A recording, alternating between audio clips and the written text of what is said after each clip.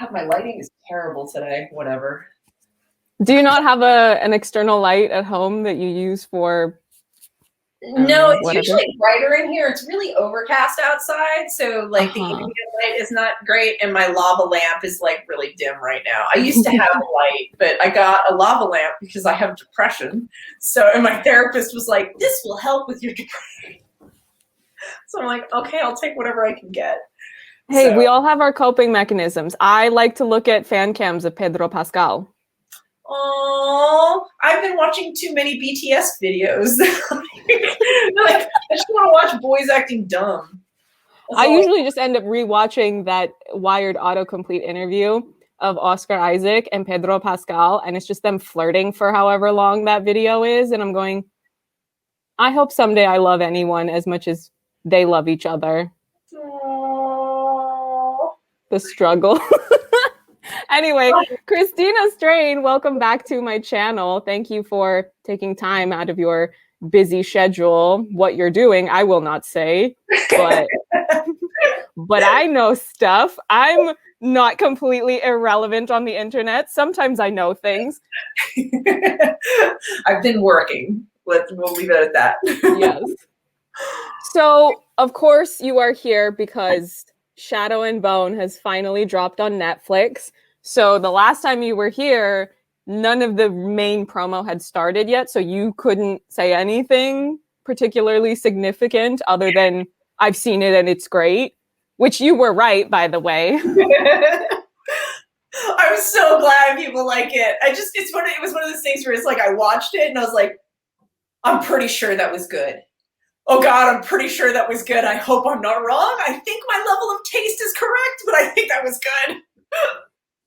Oh, yeah, it was incredible. And one of the things that I wanted to make sure that I give you the opportunity to do with us talking about the season is give you the space to explain a bit about the whole creative process of adapting from source material and condensing a lot of material into just 8 episodes. Because one of the things I think we had talked about privately, I don't think you and I ever talked about this while we were recording, but you had said, okay, so there's a budget, and if we try to divide that up into 10, we don't think we can maintain that quality, which is why we have the 8 episode count. So that is a challenge that maybe not everybody thinks of when they read these books and they love them and they want to see it exactly how it is in the books being adapted onto screen. So it was very well adapted, I think, with you kept a lot in for as much as people are going, well, I want these little details still in there. And I'm going, but they put so much in there. I could not believe how much was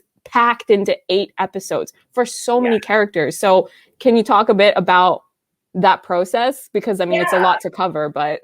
Yeah. So, I mean, powers above me, beyond my pay grade, make decisions as to how long this is going to be. And like you said, so much of it is according to budget. There is a number that Netflix, has in their mind about how much they want to spend on the show. And then they figure out essentially pattern, approximately how much each episode, is going to cost them and how much they're willing to put out there. And that kind of determines like the length of your show. So we had 8. And it was tricky because, we would listen, to be honest, from my perspective, I would have loved to have 13, but I say that because I came from The Magicians where we had 13 episodes. And, it's a lot of material to take a book and to condense it into 8 episodes while also introducing other characters with their own storyline. It is a tall order. That being said, you got to work with what you've got. Like, this is what you are told you have and you make the most of it. And for us, everybody in that room loved those books.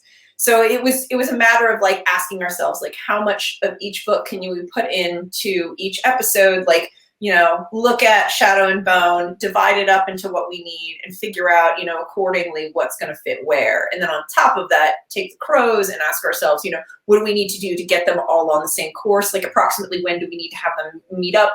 And then it was like, figuring out how much of each storyline we could keep, how much of each storyline we needed to keep so that things made sense, and then on top of that, the most important part of everything was to make sure all of their emotional storylines tracked.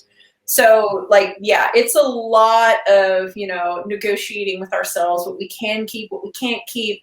And then on top of that, figuring out, like how to make what we had work. And then the sad thing is like, there's a bunch of stuff that we ended up having to cut, which was heartbreaking for us. But like, realistically, it was just like, which of these darlings can you keep? Which of the darlings do you have to kill?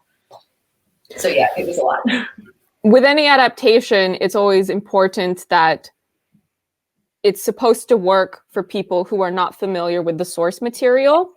So how did you approach balancing making this something that any random person could turn on and follow what's happening versus having little nods of things in there that book fans can go, oh, that's the thing that we all know and we really like, or, oh, we know what that's foreshadowing, things like that.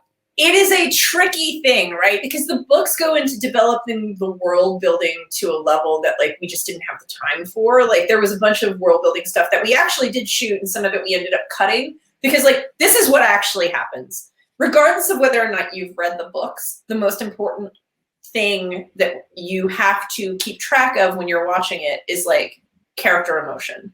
And like the tricky thing is like sometimes when you're like trying to do all the world building and get into the technicals of it all, like it ends up becoming exposition that like people either don't track or they can't keep track. Like it doesn't stick in a way that you want it to. So when you think about non-book fans, the thing that you know for a fact is they just want to know, how is Alina feeling? How is Mal feeling? Why is the Darkling doing what he's doing? So there's like world building bits that we tried to put in as much as we could, but we also just really counted on the viewers to be able to kind of like hold on for their dear lives and travel with us. So yeah, it was really hard. There were a lot of like debates as to whether or not we should include more like information about the Grisha orders and stuff like that. And we kept going back and forth about certain things, but it always came down to the thing that we have to preserve more than anything is like, what are the emotional arcs of all of these characters and what are their relationships? And like, that's kind of king. So like we followed that and then like crammed in as much like world building stuff on top of that as possible. Yeah. I mean, I followed it fine. I did read the books last year, but you know, I think it's also, if you're going to watch fantasy, you have to go into any fantasy, whether you're reading a new series or watching a new live action thing, you have to go into it knowing that there's going to be world building. So you have to just accept, okay, there's probably going to be words in there that you don't know what they are, and creatures or that are things that you're not used to seeing. That's a pillar of the genre. But we also have to give like our audience credit. I feel like over time, audiences have gotten very good at understanding, and I got to give credit to Game of Thrones, like understanding that there are going to be times and fantastical elements in fantasy in particular that you might not fully grasp unless you get like the primer version of it, but like you hear enough and you can like travel. You know what I mean? Like you just hear enough, you kind of get it. And if they use the words along the way, you pick up on all of that. And I just think that audiences have been trained really well to kind of do that. So I think for book fans, they already know this information. So seeing all this stuff is like a plus for them because they're just like, there it is. There it is. There it is. They're saying the thing. And then for people who don't read the books, they're like, oh, okay, that's what that is. Okay, cool. That's what they're doing. I see what is happening here. So it works out really well on both sides. One of the things that I think pretty universally, now that the show is out, everyone says what you said before the last time you were on here, before the show had come out, which is that people were cast really well, where it's uncanny. Even there's that video going around of Lee meeting the crows when they're in their costumes, and she's going, I forget the word she used, it's eerie or something like that, where she was just, it was unsettling to actually see the people that so much like they resemble, not just the physical resemblance, but really embodying the essence of those characters. So I think people can learn from all of you that worked on this show of how to cast well. So can you share a bit about what went into your casting process for these characters? Because I don't think you messed up anybody. Oh, well, for one, we asked for a shitload of tapes. I mean, like it came down to, there was a ton of tapes. And I have to give Eric a lot of credit. At the beginning of the season, one of the things that he did, because we were all adapting it and trying to figure out what we were looking for, he was asking all of us if there were actors in particular we wanted to see. So like he collected all the names that we all said just to get an idea of what we saw in our heads. And then some of those people actually auditioned, and like he went pretty wide. I could be wrong, but I don't think I am on this. I know Kit, Eric and Christine saw in a play. They saw him in a play at the Globe in London. So like they had him in mind to audition for Jesper early on. So, and again, I could be wrong about that, but I'm pretty sure that's what happened, because I do know that Christine saw him I saw him on stage. So like there were certain people that they had in mind, and then there were other people that it was just like Kaz came out of nowhere. Freddy, I don't think any of us saw him coming, and so like that was Lee Tolman Krieger and Eric were like, I love this kid. And some of us were like, he looks like he might kill people. And Eric was like, that's cool. So like it was, Eric went with his gut on so many of these, and it was great. And there were a few, and he asked all of us our opinions, and we all had discussions about who these people were. But ultimately it came down to Eric going with his gut on who he thought was right. The one person that I was like, you better cast her, was Jessie. Because I was like so very like, can take you down if you don't. She's so good. So it all worked out. It was great. Jessie needs to come on my channel and have us do a group interview. It's AAPI month, so I'm just putting it out there. I don't live in LA, but I'll manifest a thing or two. So I'm just lives in London. I think she's in London. She's in England. So like I haven't met her yet. It will break my heart if I don't get to meet her at some point. And like, we all assumed that, pre-corona, that like the cast would be visiting LA and we'd all do like a meetup at some point. And obviously that hasn't happened, unfortunately. So one day I will meet her, because I'm like, I love her. She's amazing. So how much did chemistry reads come into play, if at all, when doing your audition process? Because there are certain relationships that I think are so key. For example, the Kaz and Inej relationship is so beloved by fans. And obviously, you guys took a certain approach with doing the Mal and Alina relationship that, of course, we're going to try to fit into all of the talking points that we have to get to, because there's so much to get into with that. But did you do any chemistry read auditions? And was that playing into decisions? Yeah, it was. So the first person cast was Alina, because, she's number one on the call sheet. It's very important to have her first and foremost. She did do a few chemistry reads with some actors who I'm not going to list because that feels weird. But like, she did do a few chemistry reads with people. And those chemistry reads and the solo tapes made, a huge difference for certain actors. They were just so good. Archie is so good. Ben is amazing. Like, it all played out, I think, the way it was supposed to play out. So yeah, the chemistry reads did make a difference on some characters. Mm-hmm. Yeah, that's all I'm gonna say. Right. So I feel like I should point out my eyeshadow. This is my now no longer silent, not protest, but a demand for more David in a season 2, which first of all, we need a season 2, but we need more David, because in this household, we love and support David.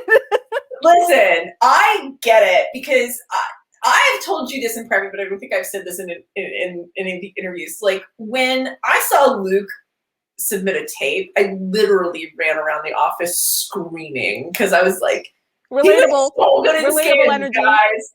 Yeah, like, I've been a Luke fan for years, but the second I saw his name show up, I just was like, what? Are you kidding me? And so yeah, I flipped my shit. I love David. And then here's the other thing. Beyond Luke, I love David personally. Like, he is genuinely one of my favorite characters in the book, because he's underrated. We don't get enough of him in the books, which is why I'm so angry that you guys were only able to do 8 episodes, because I know if you had been able to do even like 10, we could have had just a scene of David and Jenya interacting. Like, I would have killed to see a David and Jenya scene of him feeling bad about putting the collar on Alina, because we only hear about it in exposition. Anyway, sorry, I just word vomited. I can't control myself because it's David and it's Luke. I get it, because I wrote 7, so I got to write David things. There are things that, like, didn't make it in the cut or didn't make it in the production draft. It's just like I wanted more David, but at the same time, we just didn't have space, and it breaks my heart because it's like I freaking love David. So I personally love me some David and Jenya. Like, they are. Yeah, I love them. I can't say anything else, but like my dream would be a season 2 with them. We'll see what happens. Hard to say. Yeah, because you need a season 2, but you also need more episodes because everyone is so clearly set up to have more. It's so clear in watching even just these smaller supporting lead characters that all of you in the writer's room clearly have the knowledge and the enthusiasm to give them more stuff to do, but there's just physically not enough time or money to do the thing. So it's so funny because we love all of these characters, right? We love them deeply. Like, Ivan and Fedor were not a couple in the books. They were just dudes. And so in the room, like, the idea of them becoming boyfriends was like a thing that we cooked up. And then the amazing scene where they're being fed, that was Marzi and Shelley on the day being like, what if we improv this moment between the two of them? And just like, so like, yeah, the writers in the room, like, if we could get more episodes, we have zero control over this, but like, you give me more, I will freaking write them. Like, I have no problem with this. Yeah, because there were definite, no, maybe I shouldn't say that. I was about to get a little shady and be like, well, you could get rid of blah, blah, blah and put more David Jenya stuff in season 1. That would have been my feedback if I had the producer hat on. But you know what? I'm not trying to get into fights today. I have other things to do. So I think I should also just give a disclaimer now, since I think we've been pretty safe up until this point, but obviously spoilers for season 1, but also potential spoilers from all of the books, because I don't want to limit myself for what we're going to talk about, because I want to point out stuff that was in the show that is clearly from the books and it's set up to develop certain stories further, and I don't want to have to avoid that, because like, if you're bothering to watch this interview, I feel like you've probably read the books and or you don't care about, hopefully you don't care about having those potential spoilers. So Pekka Rollins. Yes. So of course, I think it was so well set up, because here's the thing, for anybody who's watching this that you don't care about the spoilers and you need the explanation, Kaz is a very popular character, and a lot of people want to see him do his revenge story, which obviously was never going to happen this season because it's in the books and it was always made very clear that this is a prequel to those books. But it was so well done of putting in these hints of what that backstory is for people who know what the backstory is, because you have the lingering close-up on his gloved hands, or you have Pekka threatening to throw him in the harbor. Yeah. And everybody knows. And of course, Freddy as an actor knows, because he's done his research. So he knows, so there were a lot of moments like that for Kaz specifically, but also a lot of characters that I think were very well incorporated in, where if you know what's coming in the material, then you can see that it's all set up to go. Yeah. And it works even for people who haven't read the books if they've just watched the show and then they rewatch it and they go, oh, they were planting clues. Yeah.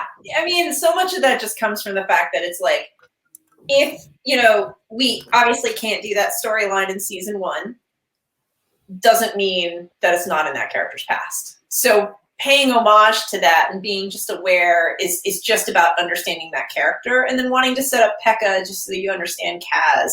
It's a combination of a nod to people who have read the books, who know that it's going to come, but then also like, this is this kid. Like, this is his, who he is as a character and what he cares about. And like, if we are lucky enough to get more seasons, things that we would like to further explore in the, in upcoming seasons, and we don't want to like not act like it's not part of his character, it's much better to set it up and so that you understand in a rewatch or whatever that like, oh yeah, that was always there because it's going to be addressed should we get future seasons. So like, yeah, it's just about inhabiting the character and understanding who they are. And then again, like, you know, we're all fans of the book. So doing those nods is also for us, where it's just like, yeah, this thing that we would love to be able to, you know, come back and explore further because it's in the books and it's so good. Yeah, I just love, because it's such a short scene where I think that people who are watching that haven't read the books, they don't really realize how significant that scene is between Kaz and Pekka. But even just the dialogue of, you know, Pekka says, "Then we're even," and Freddy goes, or Kaz, sorry, you not me using them interchangeably. And he says, "Not even close." Yeah. Ooh, Yeah. Ooh, Yeah. ooh, I gotta give Eric credit because, like, there was a point where it was just like, "Do we need this?" And he was like, "Yes." okay, you're right. We need it. So yeah, I love I just love the show. I was very happy with what we did. It was just, and I gotta say, the Crows stuff is so much fun to write. Like the Crows are just a fun storyline to follow, even if you don't have all the information. The context clues of all of that is just so delightful. Yeah. Well, because even I really enjoyed the Kaz and Inej relationship. Not that I didn't think I would like it, because I liked their relationship in the books, but it was just they're so great at playing that relationship. And I also just really liked the way that it was filmed and edited, because it's not just about the writing, because if you mess up the way that it's filmed or edited, then it's going to look terrible and it's not going to translate well, even if the writing is good. But I like how that first scene that they have together, and he's saying, you know, she's not like you, no one is. And the fact that the camera is cutting closer to their faces as it gets more into that. And then as soon as they kind of are like, oh, wait, shit, it's getting too real. And they kind of look away from each other. And then the camera shots are further back. I was going, oh, see, they're on it. They get it. Who filmed this? Who edited this? Like, you got it. You understood the assignment. Dude, like Lee Toland Krieger did the pilot in the second episode. He did block 1, and he's so freaking good. All our directors were really good. Like, we were very lucky with the people that we ended up with, and like, it was such a delight. Because, like you said, you know, it's not just what we write. Like, I think one of the delights for me for this was I knew what we wrote. You know, I was in the room. I understood it. Even the changes that happened for production, like, I was like informed on things that were going to be changing. And so, like, when I watched it, I was like, oh my God, it's so good. Like I knew it was coming, and everybody who worked on this, from the actors to the directors to the, you know, production, like the sets, the props, like, it's just so, the editing is really good. The music, Joe's music is so good. You know, like, the VFX. Oh my God, can you put in a word with him? Because, like, if he wants to come on and have a chat. I mean, he did the music for my movie too. So I'm just like, I know. I was like, oh, look at that. Lucky. Yeah, no, he, like, everything, it was like everybody was firing on all cylinders. You know what I mean? Like, it all came together in this just beautiful way. Like, the directors did such a great job of getting incredible performances out of the actors, and the visuals are incredible. And so, like, yeah, everybody who worked on this show put so much of themselves into it, and you can totally see it. It's amazing. And they all, you know, all of us clearly love Lee's books. Like, you can just feel that coming from everybody involved. There's, you know, a sort of, we want it to be reflective in what you're seeing. And just, yeah, I'm just so proud of it. Yeah. Well, because we're already talking about the Kaz Inej relationship, I'm trying to not just be completely chaotic and jump around from one thing to another, because that's just my natural instinct of, oh, and this thing, let's not, and this thing. But with the Kaz and Inej relationship, one of the things that I saw kind of discussed, because there's always a lot of discussions, because there's pre-existing source material with a really present audience. So there was kind of this discussion about, oh, is Kaz saying too much? And I always felt like, well, he has to say the thing because it's television. It's not a book. You can't just hear his thoughts. Yeah. So do you want to talk a bit about navigating how to communicate that relationship when so much of that is not verbally communicated in the books, but you have to put it out there through, you know, shots of people looking at each other or actual lines of dialogue. Yes, and I love talking about this because I wrote 107, which has the Crow's speech in it that I took from Crooked Kingdom, which is books down the road. Here was the thing that we were up against with Kaz and Inej. It's just like you said, so much of this book is internal. The thing with the Crows is it's a found family dynamic full of people who are shitty at talking about their feelings. They're all bad at it. The tricky thing is that you can only communicate so much of that in faces and in looks. Like sometimes you really do have to get into people's heads, and a lot of that requires a certain amount of dialogue. Like Kaz, in the room, we are constantly discussing about whether or not Kaz would say a thing, if he said too much or if he's saying too little.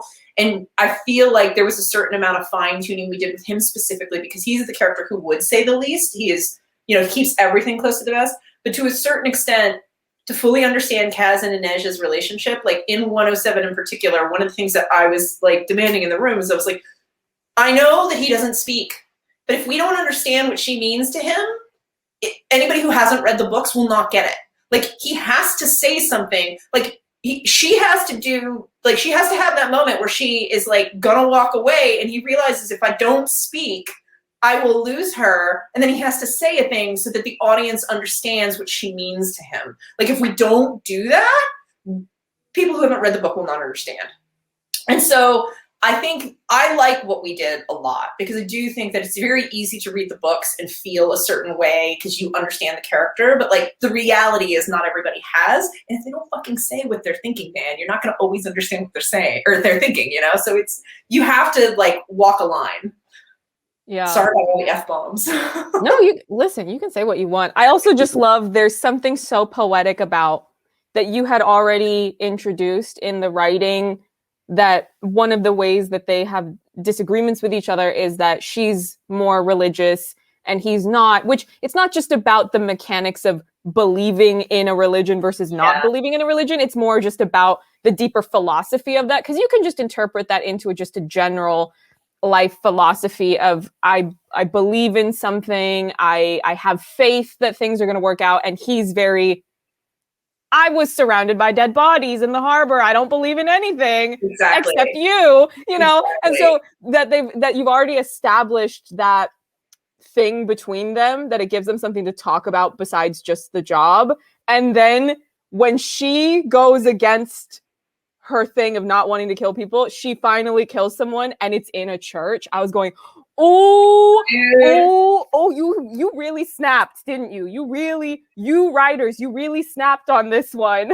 And like to the room's credit, like we all, like the things that we understood going into this season was that Inej's religion meant a lot to her, and we had to communicate that.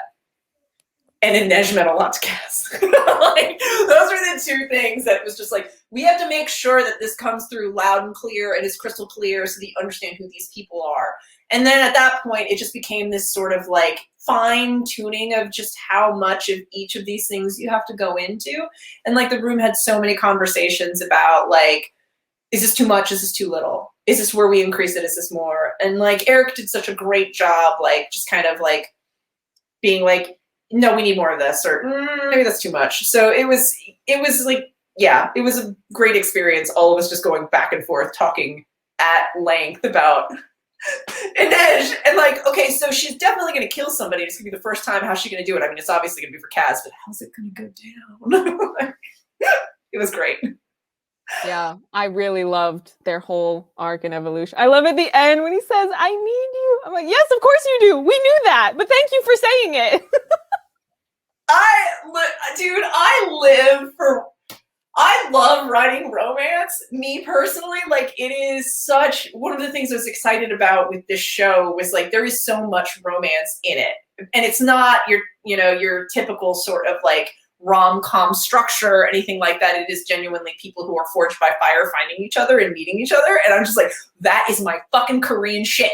Like that speaks to like everything in me. So yeah, I like live for fine-tuning the romances on this show because so much of it comes out of like bonds that are forged in like trauma and like survival and friendship. Like, it's just so good. I love it.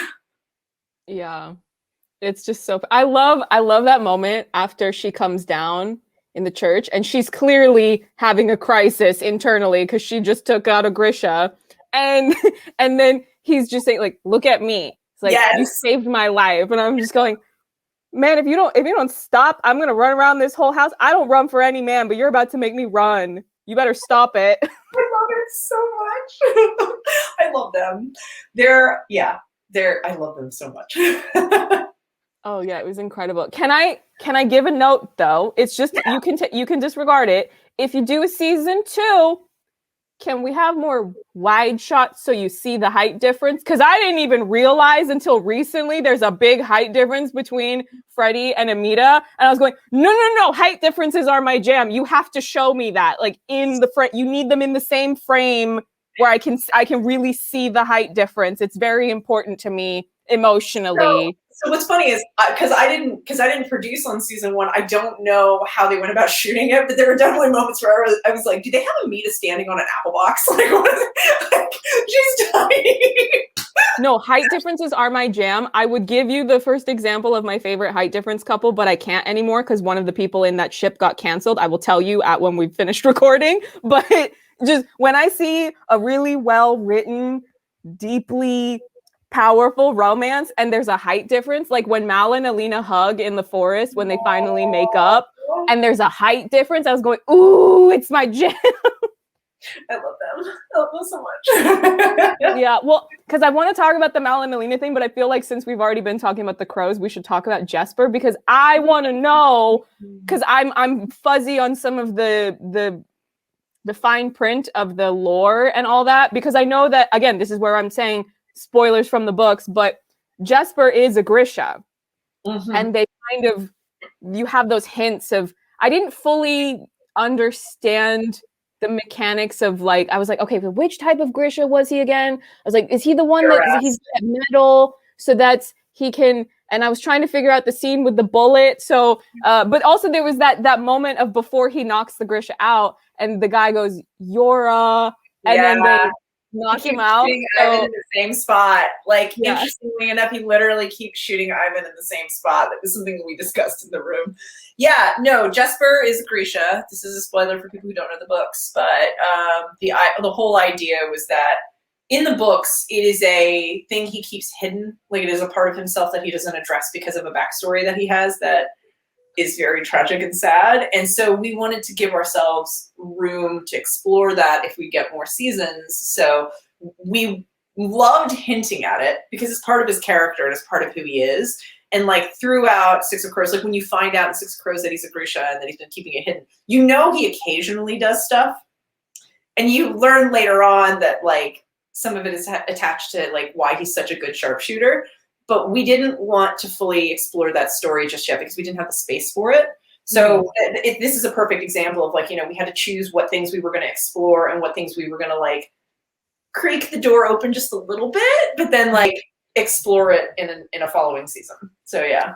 Yeah, because I think because the time was so limited, I really liked the fact that, so you have the main Shadow and Bone trio, and Alina's the one who really gets the most material and the most complete arc out of everyone. And then in the Six of Crows trio, Inej is the one I was like, yes, give the women the spotlight because we don't know if we'll have a season 2. I know, fingers crossed. Like hopeful, so hopeful. Yeah, but there's so many great moments for Jesper where it always felt like he's one of those characters where he's a disaster, but it always works out for him. He is my chaotic bisexual hero. Like he is. Yeah, I live for chaos. It. Like he's exactly where he needs to be, which normally that type of thing, it's one of those things that if you're one of those overly nitpicky commentators of fiction, when you're making your videos and you're just nitpicking everything to death because you're an annoying failed filmmaker, I just called out so many YouTubers just now. Oh my god. Wow. They would come for me, but my channel's irrelevant, so they don't care what I have to say. But you know, it's one of those things that normally it's something that doesn't necessarily reflect good writing of why are you're exactly where you need to be. But for some reason with Jesper, it totally suits the character of course he's exactly where he needs to be to overhear Alina and realize, oh, she's half Shu. So that's not even what we thought the situation was. And then also when she sneaks out and he's just there and he sees her and he just cannot even believe what's happening. He's just laughing. Yes. So it's amazing because in the books, that's what she does. She sneaks out, sneaks into a carriage and goes off.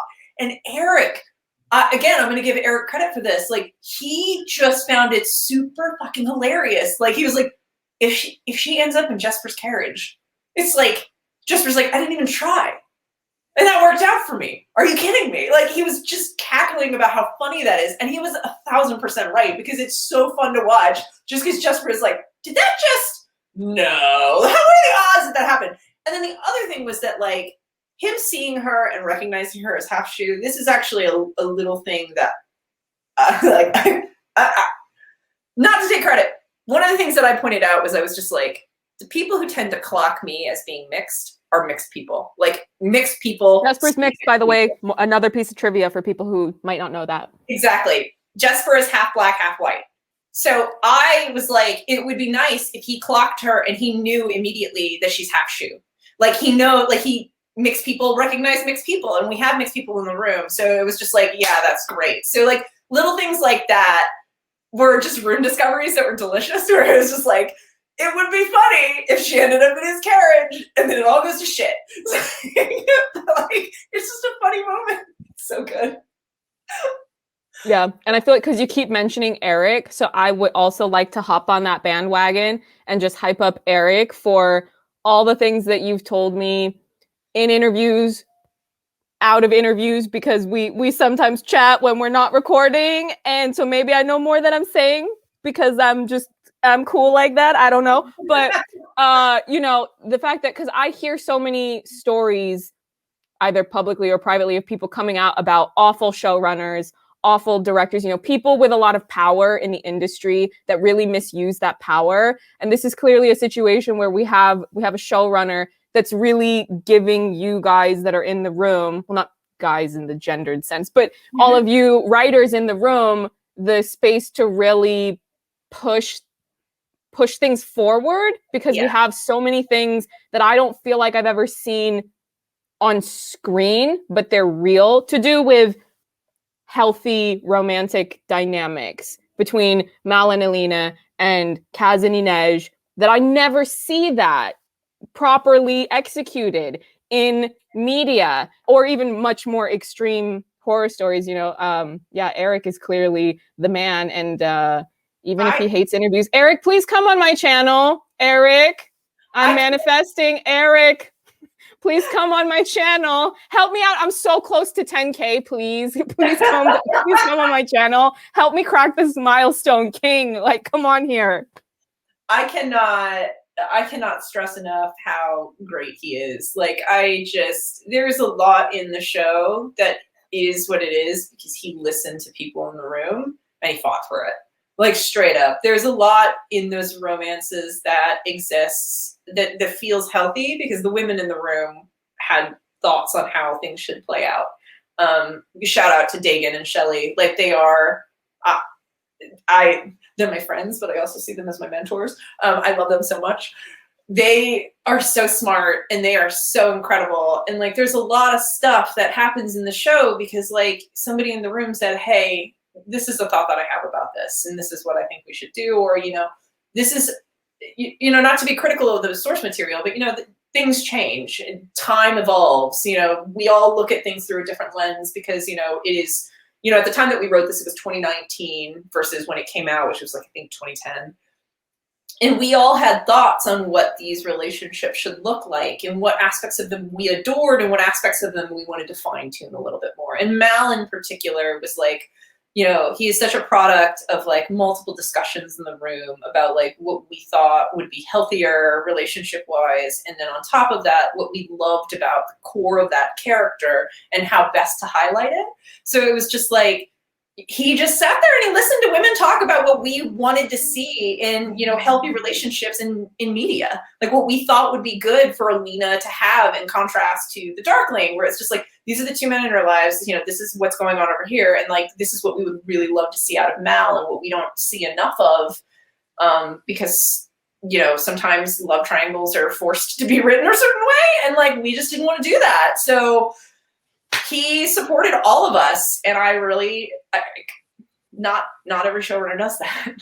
Yeah, it was just really incredible to watch. I mean, it's probably about time for us to dig into all the Alina and Mal stuff, but before we get into all that, because I know we're going to be there for a while, another thing I wanted to point out that I really liked about the Kaz and Inej, the whole arc of, it's earlier on in their arc where, because Kaz is stressed out, he kind of snaps at Inej. And he's not snapping at her because that's inherently who he is. It's just, we all have those moments of, we're all people. Sometimes we snap, and it's not because we're trying to be harmful. It's just, you're stressed out and you snap, and you can tell he immediately feels bad about it because he knows, oh no, that I wasn't supposed to do that. And he immediately wants to apologize. But so that's, you know, later he's fully prepared to apologize, but then it's not actually Inej that's showed up. But I love, it's the beauty is in the details, and details like that. I was just so hyped about it because I was going, it seems so small, but it stood out to me so much because I just never see stuff like that where it's not about making these crazy unrealistic standards for, oh, this is what a perfect man looks like. It's no, he snapped at her, and you shouldn't snap, but sometimes you snap and you apologize, and that's how you handle it. And yeah, I love that. Writing, you know, like we wanted to be realistic about these characters because like they're all in impossible situations. I also, and here's my personal thoughts on things, like you have to be able to write characters occasionally behaving badly, because the reality of the human condition is that we all have bad moments. And so like, if you can't write characters being absolutely perfect all of the time, because it is fucking unrealistic and that is not human. And like, it's much better to show people make mistakes and then see how they handle it in the, you know, aftermath of it all. Because the reality is we all do this. Like no human doesn't snap. Like that's just not how life works. So yeah, I really love this room because we always discuss very much like how, you know, what is a breaking point? You know, how far are these characters going to go? You know, what would be a low for them? What is the kind of conflict that they're dealing with? Like all of that, it comes out of discussions about how humans really operate. And that's important. Yeah, because I get very nitpicky about that because I studied psychology. So I'm very just, when people really nail things of how people behave, I'm going, yes, oh, that's so, yes, I live for that. And, you know, I also just like how, again, because I know we need to talk about Alina and Mal, but because we're already on Kaz and Inej, it's just that moment of when she finds out that that he put the club up as you know, as his insurance or whatever, and the fact that she didn't know that because he wasn't doing that to show off to her. He was doing it because he cared, and he never told her. So then she's operating under this assumption of, so you don't care about me. And it's like, no, he cares too much. He's putting everything on the line for you. And I was just going, ooh, this is another level. This is is so romantic. It's so good. Yeah, because we just didn't want the relationship to feel transactional. You know, it was like, it's coming from a real place. He's putting it all on the line. But at the same time, it's all on the line. Like, oh God, how's he going to feel? You know, so yeah, it was, I love them. Yeah. So now we should just talk about Alina and Mal, because I know you have to go in however long, and there's so many things more to cover. So clearly you're going to have to come back every so often to just cover more things about the show and about making it.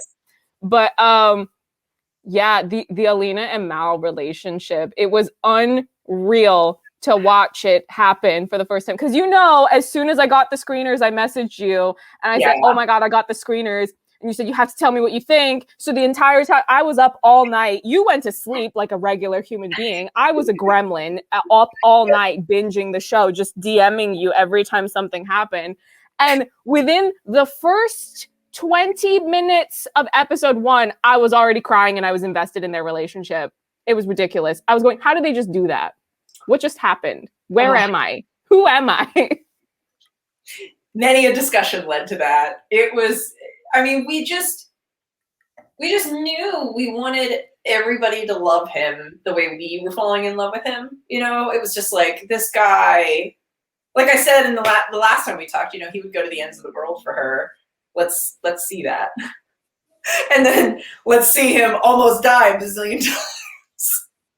I love him so much. He's like a cat. He's got all the lives. I love him. Yeah, because it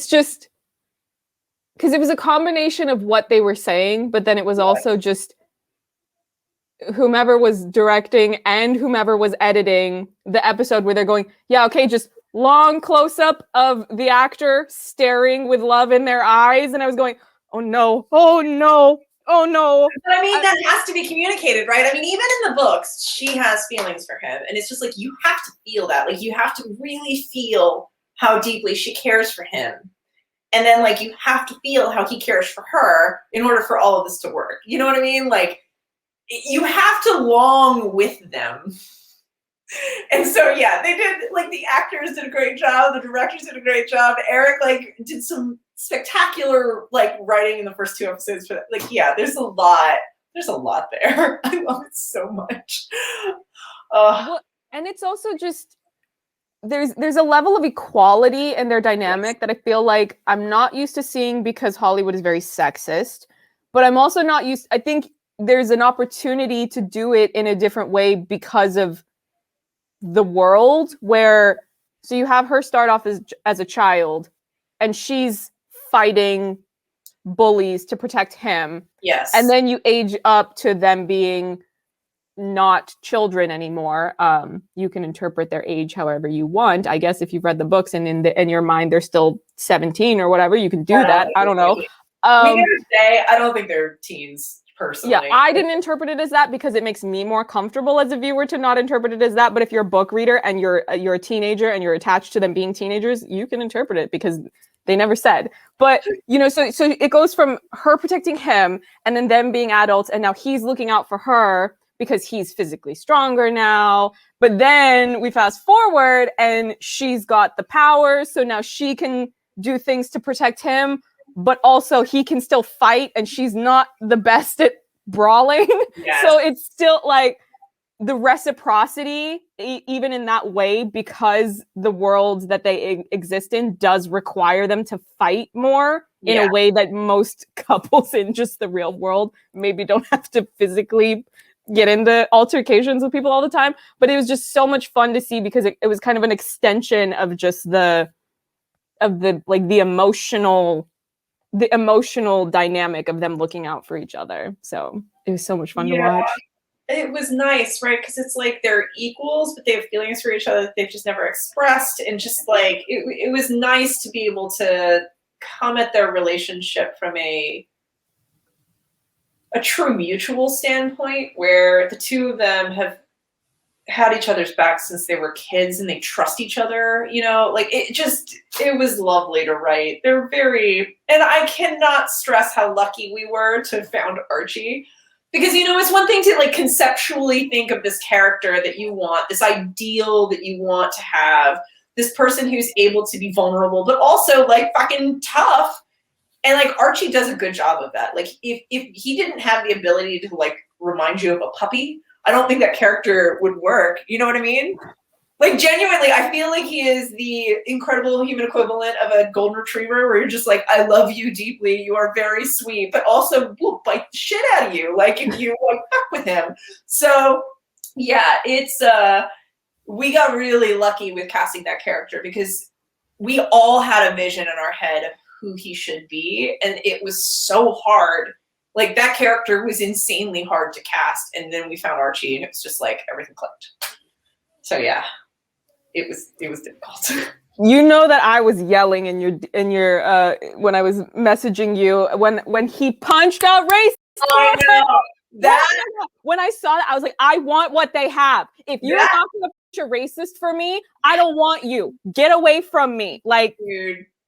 And I told you, standard has been set. If you're not at that level, if you don't have that energy for me, bye. Leave me alone. I have better things to do. Bye. Dude, that moment hit hard for me too because it was a late ad. It was added later. It was added after The Room, and I just remember watching it and just like texting Eric Dagan and Shelley and just being like, I don't know who added this, but that fucking punch. Like, he punched a ring.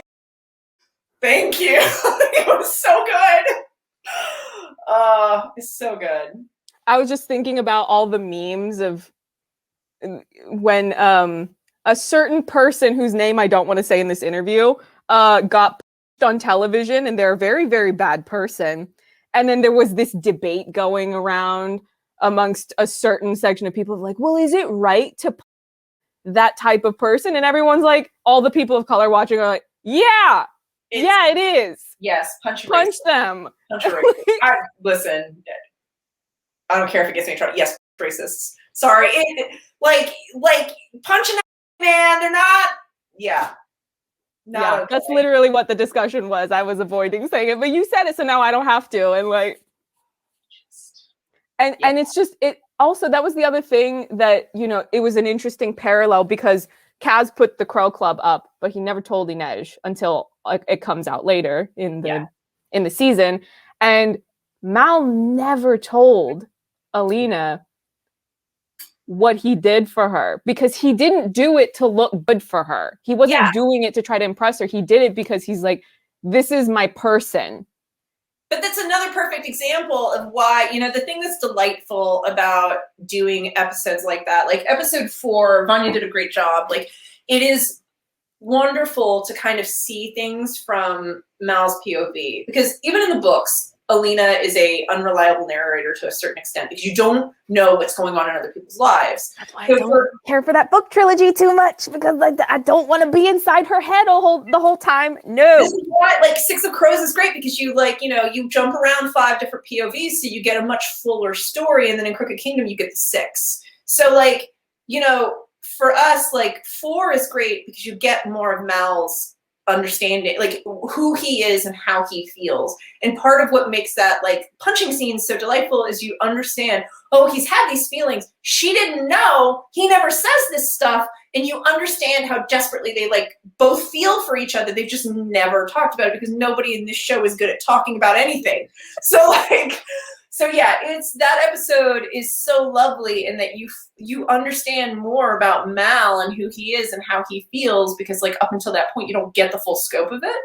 So yeah, I love stuff like that personally because it just anytime there's like romantic stuff where it's just like, let me give you a little backstory that you didn't know about how this other person felt, I'm always just like, oh, thank you. So, yeah, and even just the dialogue of we match. We do. It's like, put that on a t-shirt, not a t-shirt, a hoodie. Put it on a hoodie, send it to my house. Like, I love them. I love them. So yeah, it's, you know, I love them very much. I'm telling you, their reunion in episode 6 broke me, like snapped me like a toothpick, just broke me because, you know, you see how much, I gotta tell you, the middle chunk of the season when she's at the palace, when I rewatch it, even when I was trying to do a bit of rewatching or kind of skim rewatching to prep for talking to you about the show, just to write down a few things that I wanted to get into, if there was time, which clearly there is not. But we'll do this again. Yeah, we'll make a recurring thing of right. So we didn't get to this other stuff. Let's talk about that. And watching her be manipulated, it was really hard for me to watch. It was done well. That was the problem. It was really hard. You know, I'm not gonna. It has to be. I mean, here's the thing. It has to be done well. Okay, so like one of the things that we have in the room is just like you can't approach the Darkling with the gaslighting at the top of your head, because if you do that, then you write this cartoonish villain who is just, it has to be somebody who doesn't know they're gaslighting this person, because that's nobody who's gaslighting you is thinking I'm gaslighting you. They are just gaslighting you. You know what I mean? So it was just like the way it was done so that it was just like, this guy thinks he's doing what he needs to do. He doesn't think anything of it. It has to feel painful in that way that to him it feels like just making the right choices. But for anybody watching, it's just like, oh, he's gaslighting her. Like, that was terrible. Yeah, well, because, you know, I think Lee's very brave for putting her story out there, because for anybody who doesn't know, Lee was in an abusive relationship, and she was in it while she started writing this first book, this first Shadow and Bone book, the bulk of which was used to adapt into this first season that we've now seen. And I kind of felt learning that, because I didn't know, when I first read the book, I didn't know anything about her, and I didn't know that that was part of her life experience, and that's what she was drawing from to create that story. But once I found out about that, after I had already read the book, I think I had already watched the season as well, and that was when I found out afterwards, and I went, oh my God, that makes so much sense, because it's uncanny. You know, I'm not going to air out any of my personal information of who I've met in my life and what they have done to me, because I'm very private about that stuff. But anytime a singer writes a song about certain things, or an author is, in this case, it's an author, anybody who's putting that type of life experience into their art, I'm always just like, you're brave for putting that out there, because it's such a deeply personal, traumatic thing to go through. And then to have it out there for everybody to have opinions on, when she's very clear. You know, she posted that Instagram post that we talked a bit about this. She posted an Instagram post right before the show dropped, and she was reminding everyone of, you know, this journey that she's gone on of, I went through this thing, and I wrote this book when I was in an abusive relationship, and I was trying to find my way out of darkness. And that's why the story is a girl finding her way out of darkness.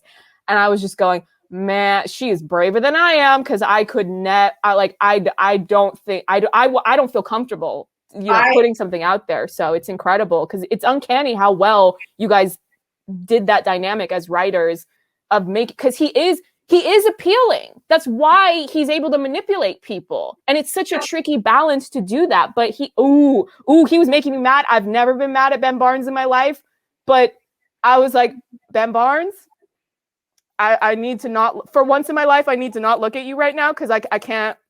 But I think that's the important part for one, and this is like outside of, you know, the discussion of like where Alina's coming from.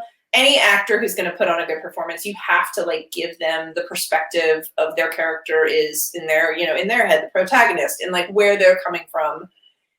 The thing that kills me about the Alina Darkling of it all is, I think, unfortunately, a lot of women have been in relationships like that. Like I have been in a situation where I had a boyfriend who gaslit me for 3 years. Like, you know, I understand this dynamic because I have lived in it.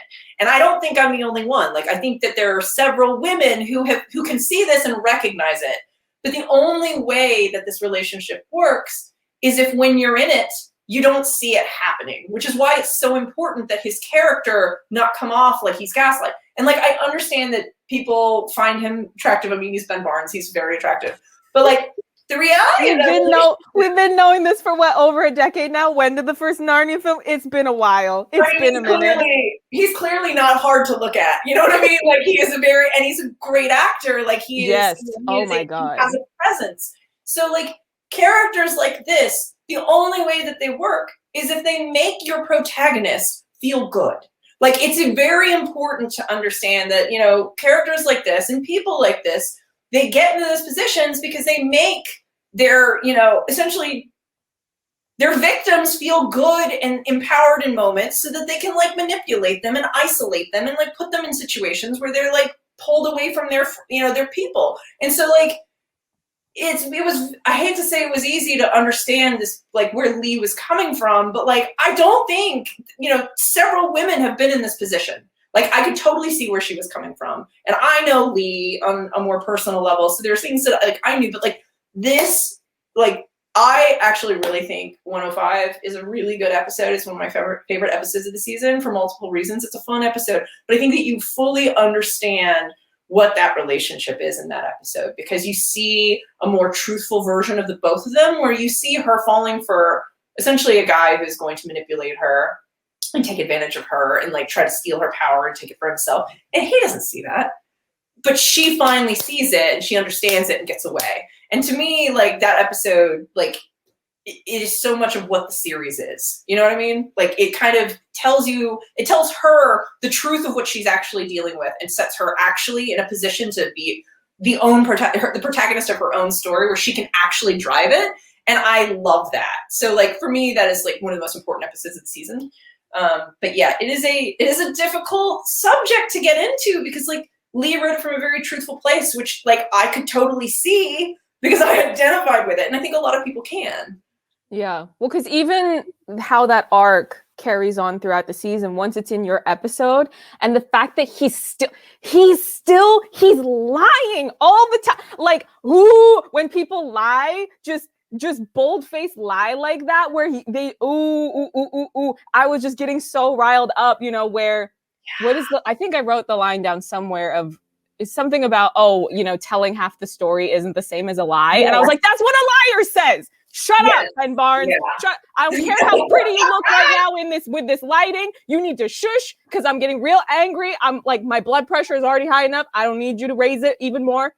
Shh. It's the justification of it all, right? Like, it's the whole, like, what this person tells themselves to justify their actions and to make everything that they're doing, like, soft. Where it's just like, oh, that's not that bad. It's like, yeah, it is, man. It's fucking bad. So yeah, it's right. Those were such hard scenes to write, but at the same time, like, part of the reason it was hard was, you know, you have to sit down and think about, like, where is this person coming from, and you have to try to understand them, and it's just so fucking frustrating, because it's just like,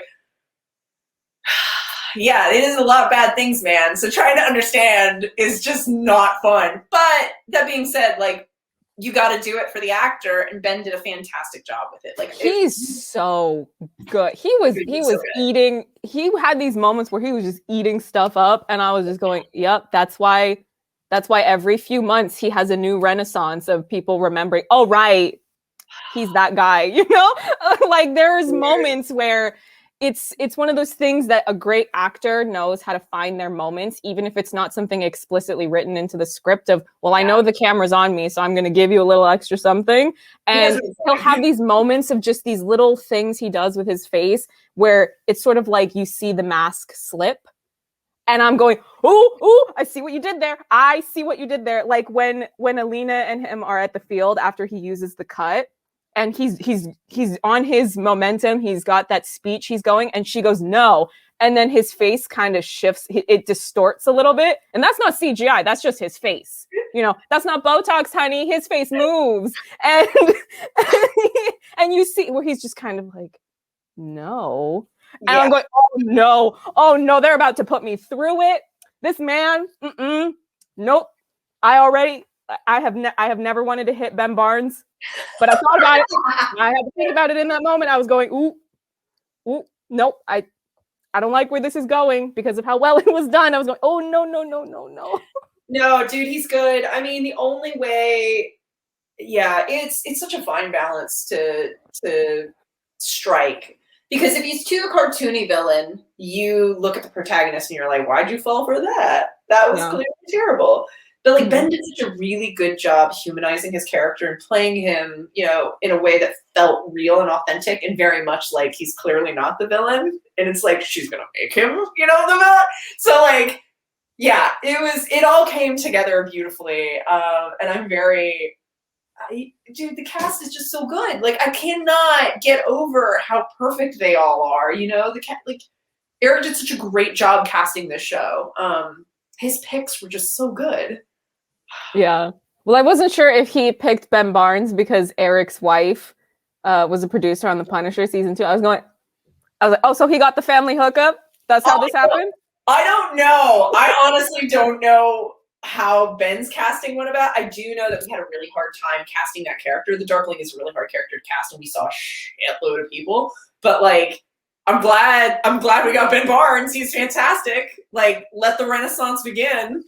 Yeah, once again, that's why I said, like, every few years. I did kind of laugh, though, at the very, very last scene of the last episode, where it's him coming out of the fold and his face is all cut up. And I was like, oh, so it's literally the Punisher again? You're gonna put me through this again? They cut the powers that be, canceled the Punisher. I mean, to be fair, Billy was dead at the end of season 2, but, like, I'm still not over that. It's been multiple years since it ended, and I'm still throwing a fit about it on the internet. And you're gonna remind me of that all over again, of like, oh, we're gonna give him some scars and make you like, we're gonna pretend like, ooh, he's all scarred up. It's like we still don't see he's pretty. This was I know. It's just me echoing all the same jokes that I made with my friends about the Punisher, of just all the gifs we would, post of making jokes about, oh, the Punisher people giving scars on to Ben Barnes, making us think that he's not pretty anymore, and then just posting a really gross thirst gif, and it was just really funny. All the jokes are coming back. That's the joke I've heard in multiple writers' rooms, where it's just like, give him a scar, but it's sexy because it's the actor, and you don't want the actor to like. First of all, you don't want the actor to have to like act through the makeup, but then also it's just like, you want the actor to feel attractive because nobody doesn't like to feel like they don't look good. So it's just like, a scar, but hot. This is also why we need to see season 2, because I want to see, what the makeup department is going to come up with, what sort of prosthetics and coloring. Like, I don't know what sort of aesthetic they have in mind, but I'm here for it. Give me another scarred up Ben Barnes character to get all riled up and have opinions about. But that's what was so weird to me watching this season, was that, so obviously I was really into the Punisher when it was on. I promise I'm not going to make this interview about the Punisher, but it's about Ben Barnes, like, performing this character where, because I watched him play Billy on the Punisher, and he was the bad guy. I was never rooting for him to win, but I was more empathetic to him than I was the Darkling. And that's what was so weird to me, because on paper, there are so many things that Billy did that was terrible things this man did. But I was going, oh, but I still found those moments. And with the Darkling, I was just going, no, stop talking, sir. I will say this. I will say this. There is a story that we wanted to do in season 1 that we were not able to do, that ended up having to get cut, that breaks my heart, because I do think it would have made you even more empathetic towards the Darkling. And I can't say anything about it because, like, we may or may not be trying to do it, but, like, there is a thing that got cut that, like, I genuinely mourn, and I hope that we can do it in the future, but we'll see what happens, because there's a sort of the corrupt, like, the origin of a lot of his trauma, and so hopefully we get to do that. We'll see. What's interesting, when some people have their opinions about trying to explain why they're more sympathetic towards the Darkling, and they're pointing out, oh, well, Bagra did such and such in the books when he was younger, blah, blah, blah. And I'm going, we all have childhood trauma. I know. What don't you get? We all have childhood trauma. It doesn't mean we all go around doing genocide. That's the thing, that's the discussion, right? Where it's just like, listen, like, everybody has had bad shit happen to them, and you want to understand that so that you understand why they are who they are. Doesn't justify the actions. No. But I like when we learn that stuff, though, because I think I love that's the thing, is you need to have a great villain for these types of stories, because if the villain's just kind of meh, then it lowers the overall impact of the story. I feel strongly about that, because I was talking with someone about how, I love the first Wonder Woman film, and I will never ever say that I don't love it, because I do.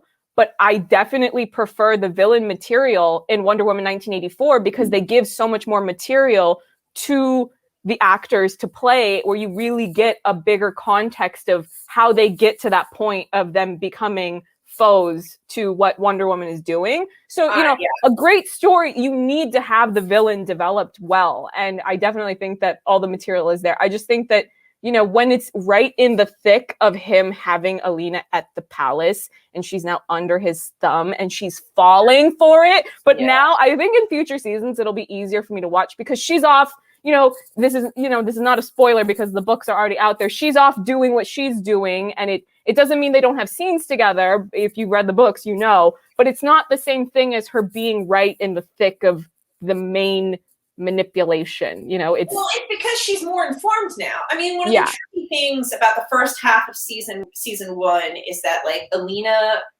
can't drive story as much as we might want her to, because she is not informed. Like she just doesn't have the scope of what she's dealing with, which is why 105 is so important, because then she understands what's actually happening. And then it's like, okay, what do I have to do to like fix this or save people or help everybody? Then it's like you've really got a protagonist who's like on her way. So yeah, it's if we get a season 2, it's a different scenario, because then Alina knows what she's up against and she knows what she's trying to do. It's a totally different thing. So yeah, and I love when Bagra comes in to get her and is like, no, I'm getting this girl out of here. And I love her line where she says, "You stupid girl," and I'm just going, Bagra, you were out here like yelling at her like a cold auntie, and I was just going, ooh, this energy. I love her energy. Where I'm like, she's my person in that moment where she's saying that. I love Bagra so much. All right, I hate to do this, but I gotta bounce. Well, make sure you come back, because we need to. I'll leave it on a cliffhanger so that there's a strong incentive for you to come back. We have to talk about Milo the goat. Shit! Yes, I didn't get to Milo. Oh God! You know what? I need to see if I can drag Dagan in here with me, so that because Dagan is the mother of Milo. Yes, everyone from Shadow and Bone, please come and just chat with me. You see that it's just chaos and it's just us hanging out, having vibes, and for real. Like I would talk for another hour if I could. Well, thank you for coming back. Just let me know when you want to do the next one. We can make it a recurring thing of us just going through every little detail, because it's a huge hit, and it's not you giving away anything of like, oh, the show's been renewed, leak the plans for season 2. It's just, no, the thing is out there, so we can talk about it now. And one day I'll come in and be like, let me tell you all about season 2, and everything that comes out of my mouth is a lie. Just all like 99% lies, and you'll be like, one of the things I said was true. Figure out which one it was. And then it's like, oh no, got a fine-tooth comb. There's now a rabbit character named like Vandal or some bullshit. Every season it's a little different. But yeah, I'll be back.